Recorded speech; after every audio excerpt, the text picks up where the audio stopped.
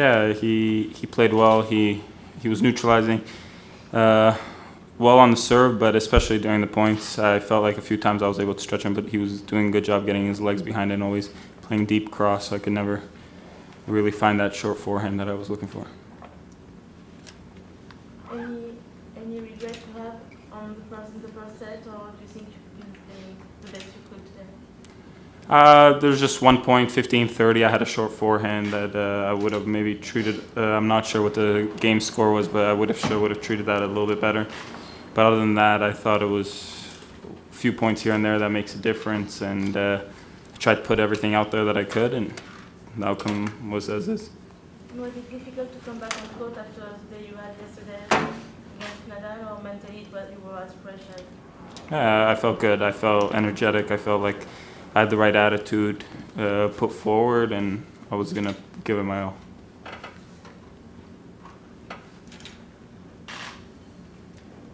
Do you find that you got a better sense of where your game's at compared to those top guys after playing and beating Rafa for the first time and then playing the way you did today against Federer?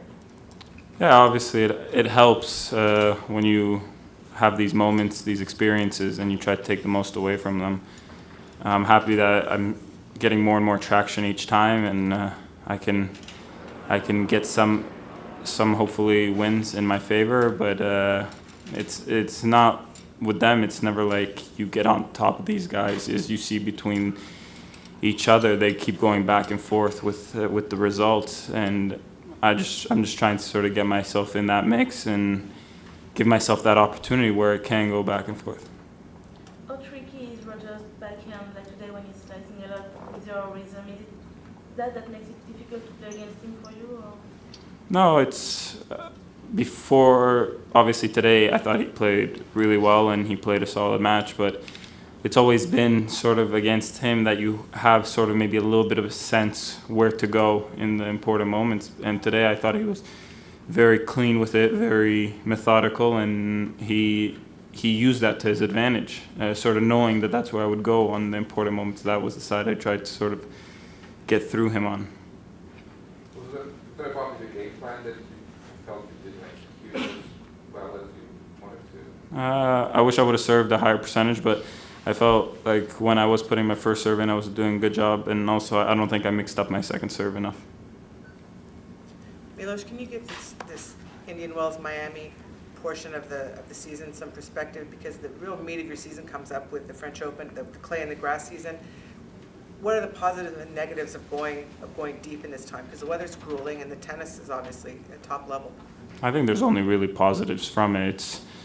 The weather can be warm, but it's not extremely hot or humid. I think the humidity can sometimes drain you when you're losing a lot of bodily fluids. But you're playing 2 out of 3. Most of draw you play every other day. So I think it's, as far as compared to the next Masters that really come through in the schedule, it's very generous on the recovery process and the timing. And you try, especially, you want to do your best, this being my best surface, before you go on clay, to start off with a good base going into that. Milos, who do you think will win tomorrow? It's not mine really to say.